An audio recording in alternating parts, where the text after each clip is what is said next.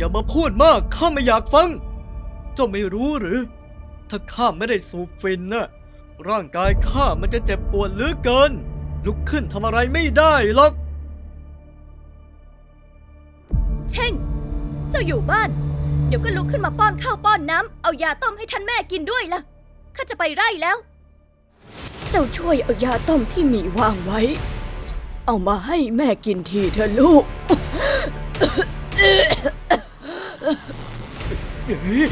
อะไรวะรีบมากเจ้าก็ไปเอาคนเดียวสิวะคนเขายังง่วงอยู่จะอะไรนักหนาอะไรนักหนาของเจ้าไว้แกบ่นอยู่ได้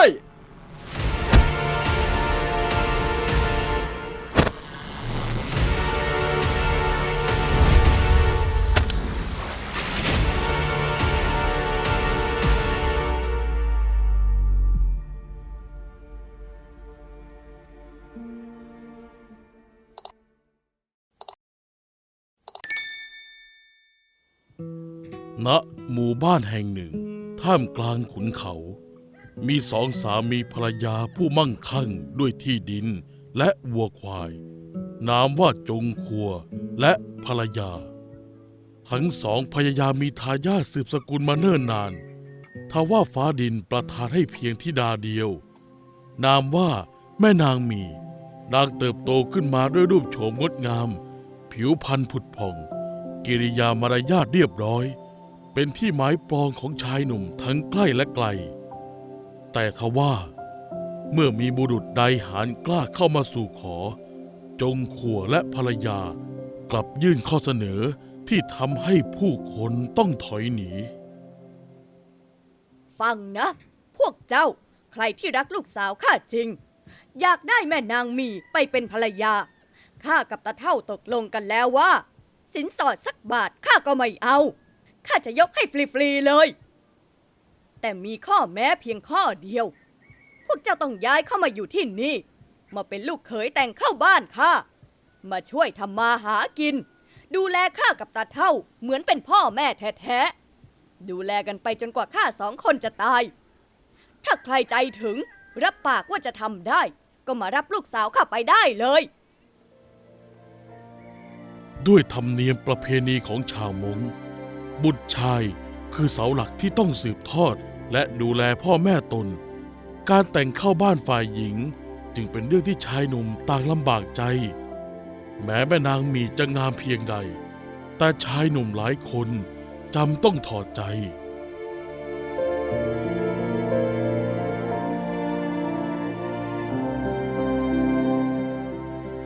จนกระทั่งวันหนึ่ง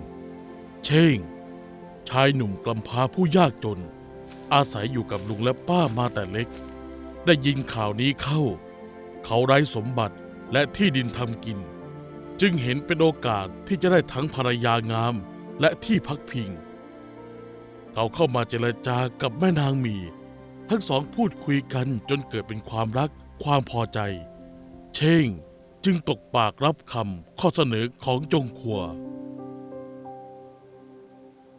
งานมงคลถูกจัดขึ้นเช่งย้ายเข้ามาอยู่ในเรือนของพ่อตาแม่ยายช่วงแรกเขาขยันขันแข็งตื่นก่อนไก่ขันนอนหลังตะวันตกดินปฏิบัติพ่อตาแม่ยายดังบิดามารดาบังเกิดเกล้าแต่ทว่าสันดานดิบของคนเมื่อเวลาผ่านไปลายแท้ก็เริ่มปรากฏเช่งเริ่มตื่นสายตะวันโด่งแล้วยังไม่ลุกจากที่นอน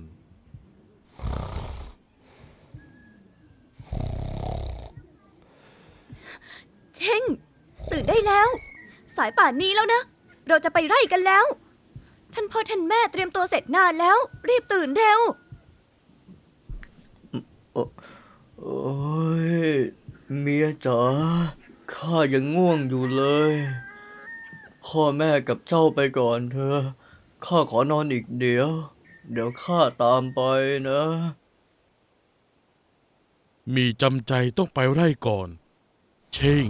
นอนกินบ้านกินเมืองจนเกือบเที่ยงจึงลุกมาหาข้าวกินแล้วเดินหน่วยหน้าตามไปที่ไร่ เช่งตื่นได้แล้วสายป่านนี้แล้วนะเราจะไปไร่กันแล้วท่านพ่อท่านแม่เตรียมตัวเสร็จนานแล้วรีบตื่นเร็ว โอ้ยเมียจ๋าข้ายังง่วงอยู่เลยพ่อแม่กับเจ้าไปก่อนเถอะข้าขอนอนอีกเดี๋ยวข้าตามไปนะมีจำใจต้องไปไร่ก่อนเช่งนอนกินบ้านกินเมืองจนเกือบเที่ยงจึงลุกมาหาข้าวกิน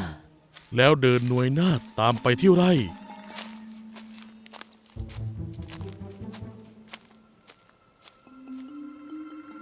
ครั้นถึงไร่ แทนที่จะช่วยงาน เขากลับหาเรื่องอู้อยู่ตลอดเวลา เมียจ๋าพวกเจ้าทำไร่กันไปก่อนนะ ข้าปวดท้อง เดี๋ยวข้าไปถ่ายหนักสักครู่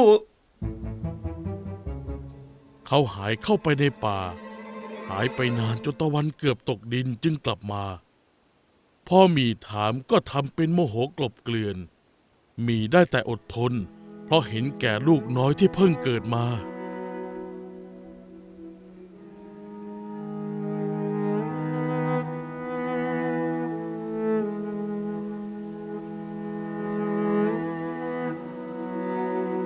หลายปีผ่านไป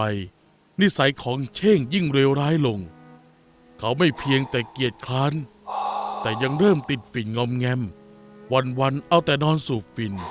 ไม่ทำการทำงาน ในปีนั้นเอง พ่อตาจงครัวก็ล้มป่วยลง อาการทรุดหนักลุกเดินไม่ได้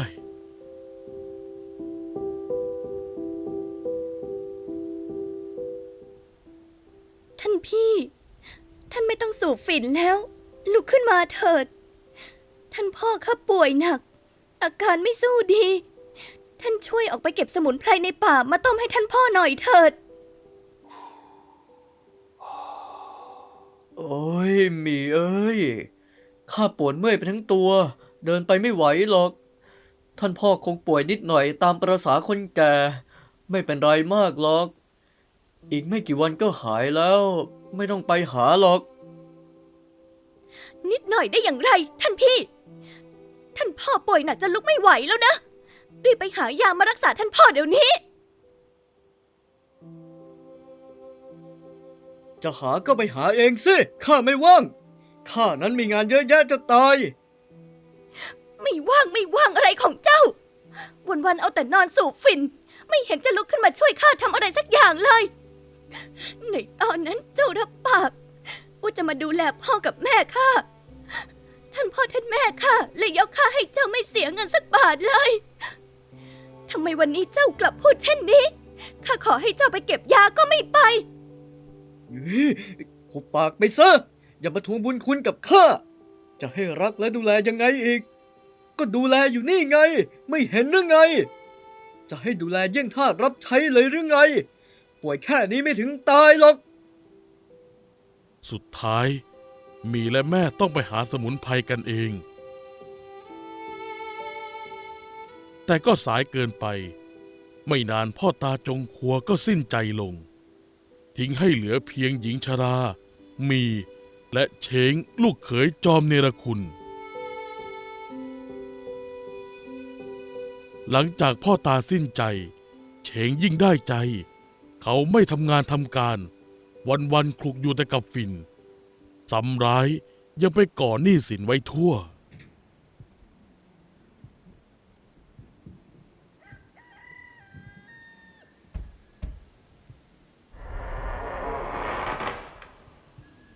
ท่านป้า ท่านพอมีฝิ่นบ้างหรือไม่ ข้าขอฝิ่นท่านสักหน่อยไปสูบก่อน เดี๋ยวเมียข้ากลับมาจากไร่ ท่านค่อยไปเอาข้าวสารที่เมียข้ามาแลกนะ เขาทำเช่นนี้ซ้ำแล้วซ้ำเล่า โดยที่หมีและแม่ยายไม่รู้เรื่อง จนกระทั่งเจ้าหนี้มาทวงถึงเรือน เม เมื่อวานผัวตัวดีของเจ้ามาเอาฝิ่นข้าไป แล้วบอกว่าให้ข้ามาเอาข้าวสารที่เจ้าน่ะ ข้าเลยจะมาเอาเนี่ย มีจำใจต้องตักข้าวสารไปให้ ทั้งที่ข้าวในยุ้งก็ร่อยหรอลงทุกที พอมีไปต่อว่าเช้งกลับทำท่าทางไม่พอใจ จะอะไรกันนักหนา ก็แค่ข้าวสารนิดเดียว เจ้าก็จ่ายให้เขาไปสิ เจ้าก็ปลูกตั้งเยอะตั้งแยะ แล้วท่านช่วยอะไรข้าบ้าง วันๆเอาแต่สูบฝิ่น แล้วก็ไปก่อหนี้สินให้ข้ากับท่านแม่ ขี้เกียจขนาดนั้นก็ออกจากบ้านข้าไปเสีย อย่ามาพูดมากข้าไม่อยากฟัง เจ้าไม่รู้หรือ ถ้าข้าไม่ได้สูบฝิ่นน่ะ ร่างกายข้ามันจะเจ็บปวดเหลือเกิน ลุกขึ้นทำอะไรไม่ได้หรอก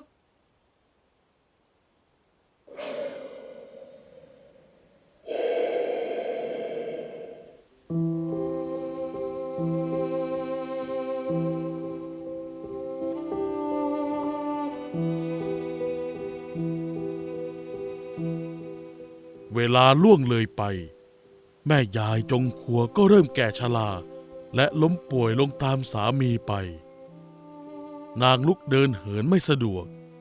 มีต้องรับภาระหนักอึ้งทั้งทำไร่ ดูแลแม่ เช็ดอุจจาระปัสสาวะ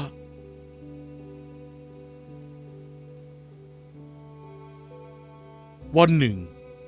มีจำต้องไปดูไร่ข้าวโพด นางจึงกำชับสามี เช่ง เจ้าอยู่บ้าน เดี๋ยวก็ลุกขึ้นมาป้อนข้าวป้อนน้ำ เอายาต้มให้ท่านแม่กินด้วยล่ะ ข้าจะไปไร่แล้ว เฉงรับคำส่งเดช แต่พอรับหลังภรรยา เขาก็นอนสูบฝิ่นต่ออย่างสบายใจ ปล่อยให้แม่ยายนอนไอโครกเคลกอยู่ลำพัง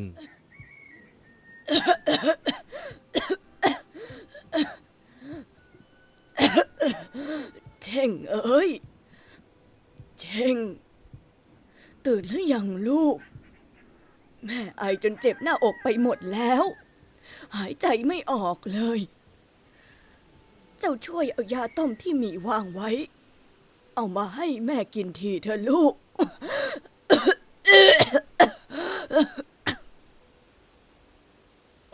รอเดี๋ยวนะ เดี๋ยวข้าว่างแล้วจะไปเอามาให้ ลูกเอ้ย เจ้าช่วยไปเอามาให้ตอนนี้หน่อยเถิด ข้าไม่ไหวแล้วจริงๆ วางฝิ่นของเจ้าไว้สักครู่ ไปเอายามาให้ข้าก่อน แล้วเจ้าค่อยมาสูบต่อ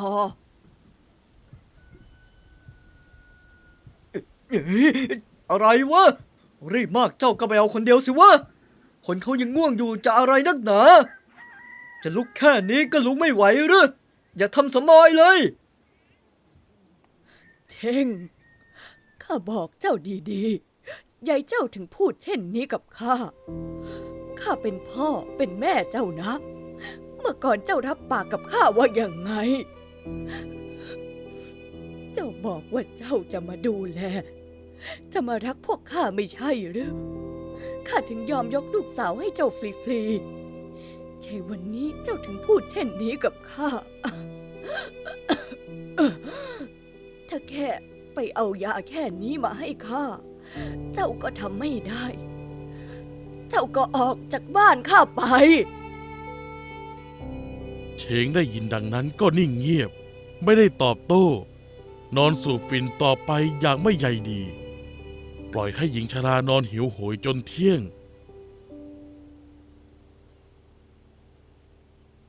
เฉงเริ่มหิวจึงลุกไปกินข้าวที่มีเตรียมไว้จนเกลี้ยง แล้วกลับไปนอนต่อ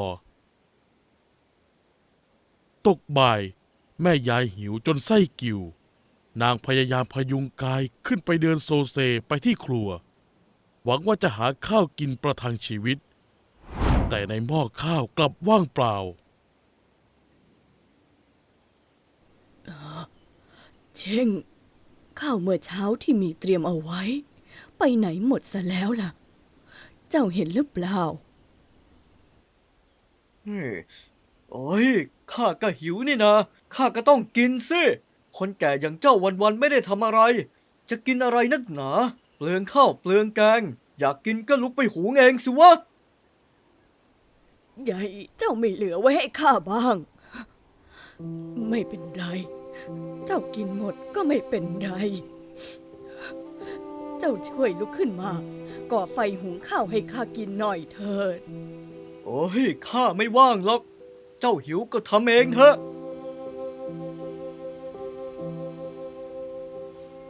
แม่ยายสุดตัวลงกับพื้น น้ำตาไหลอาบแก้มด้วยความคับแค้นใจ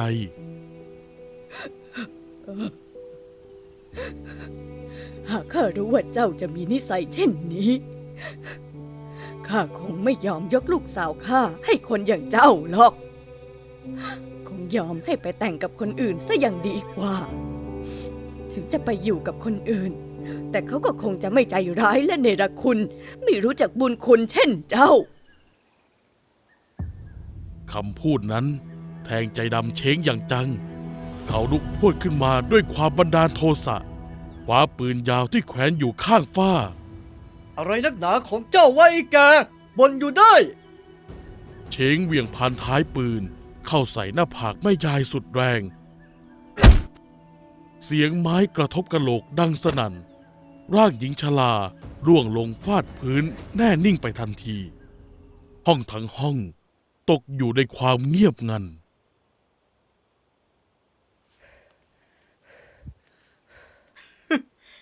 เงียบได้สักที อย่ามาแกล้งตายนะอีแก แล้วเขาก็ล้มตัวลงนอนต่ออย่างไม่ใยดี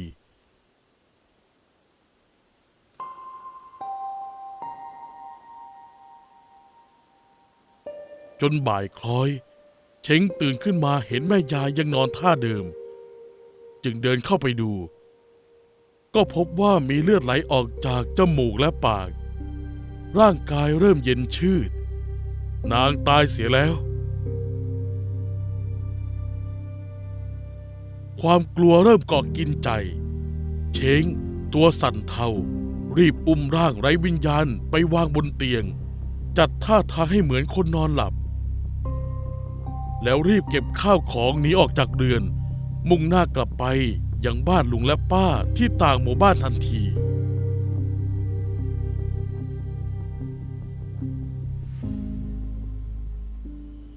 ตะวันลับขอบฟ้าความมืดมิดโรยตัวปกคลุมไปทั่วหุบเขาแม่นางหมีแบกตะกร้ากลับมาจากไร่ด้วยความเหนื่อยล้าเมื่อก้าวเข้ามาในเขตเรือนนางพลันรู้สึกถึงความเงียบงันที่ผิดปกติไร้เสียงไอโครกเคลกของมารดา ท่านแม่ ข้ากลับมาแล้ว เช่ง เจ้าอยู่หรือไม่ นางร้องเรียกแต่ไร้เสียงตอบรับใจของหมีเริ่มเต้นละลัวด้วยรางสังหรณ์ร้ายนางรีบวางตะกร้าแล้วจุดตะเกียงเดินไปยังห้องนอนของมารดาแสงไฟสลัวส่องกระทบใบหน้าที่ซีดขาวไร้สีเลือดของแม่ยายจงครัวดวงตาเบิกโพลงค้างเติงตรงจมูกและริมฝีปากมีคราบเลือดแห้งกลังและที่หน้าผากมีรอยช้ำขนาดใหญ่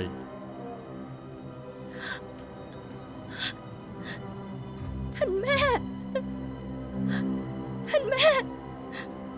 ท่านเป็นอะไร ท่านแม่ นางแต่ตัวมารดาพบแต่ความเย็นชืดมีกรีดร้องเรียกญาติพี่น้องมาดู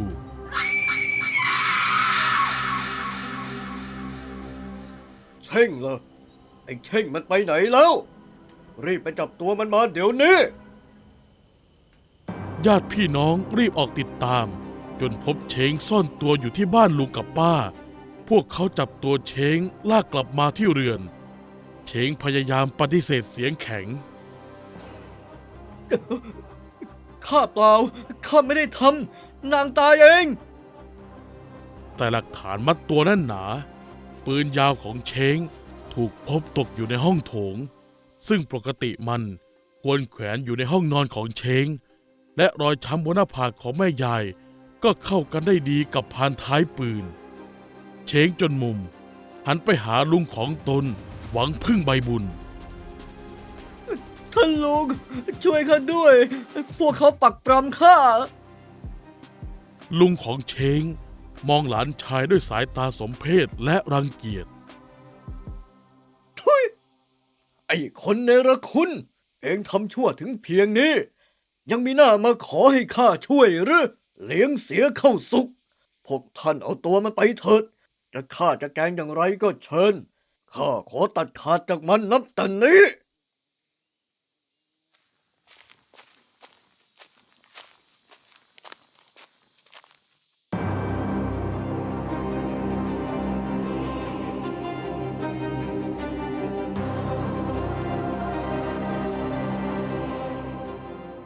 พิธีศพของแม่ยายจงครัวถูกจัดขึ้นอย่างเร่งด่วนท่ามกลางความโศกเศร้าและเครียดแค้นเมื่อถึงเวลาฝังขบวนศพเคลื่อนไปยังป่าช้าท้ายหมู่บ้านเช้งถูกมัดมือไพ่หลังลากถูพามาด้วยเมื่อมาถึงหลุมลึกที่ขุดเตรียมไว้ญาติผลักร่างของเช้งลงไปนอนในโลงศพทั้งเป็น ไม่ ไม่อย่าข้าขอโทษ ปล่อยข้าไปเถอะข้าจะไม่ทำเช่นนี้แล้วข้าผิดไปแล้ว ไว้ชีวิตข้าด้วยมีช่วยข้าด้วย จากนั้นญาติช่วยกันยกศพของแม่ยายจงคัวหย่อนลงไปทับร่างของเช้งไว้แน่นหนา เช่นนั้นโหดเหี้ยมอำมหิตนัก วันนี้พวกเขาจะฝังร่างของเจ้า พร้อมกับแม่ยายของเจ้า ให้เจ้าจบลงเพียงเท่านี้ อย่าได้ก่อความอับอายให้วงตระกูลเราอีกช่วยข้าด้วย ปล่อยข้าไปเถอะข้าหายใจไม่ออกข้ายอมรับผิดทุกอย่างแล้วข้าผิดแล้ว มีมายืนที่ปากหลุม มองลงไปที่โลงศพของแม่ที่ทับร่างสามีชั่ว นางไร้ซึ่งน้ำตา มีเพียงแววตาว่างเปล่าและเย็นชา เจ้าเคยบอกว่าแม่ข้าเป็นภาระ วันนี้เจ้าก็จงแบกรับภาระนี้ไปชั่วกับชั่วกันเถิด กลบดิน สิ้นเสียงสั่ง ดินก้อนแรกก็ถูกสาดลงไป ตามด้วยก้อนที่สอง ที่สาม และอีกนับไม่ถ้วน เสียงร้องโหยหวนของเช้งค่อยๆอู้อี้ลงเรื่อยๆ เมื่อดินเริ่มกบสูงขึ้น สูงขึ้น จนกระทั่งเสียงนั้นเงียบหายไป เหลือเพียงผืนดินที่ถูกเกลี่ยจนเรียบสนิท มีเพียงสายลมพัดผ่านยอดหญ้า และความเงียบงันของความตายที่ปกคลุมไปทั่วป่าช้า เช้งได้ชดใช้กรรมของเขาอย่างสาสมแล้ว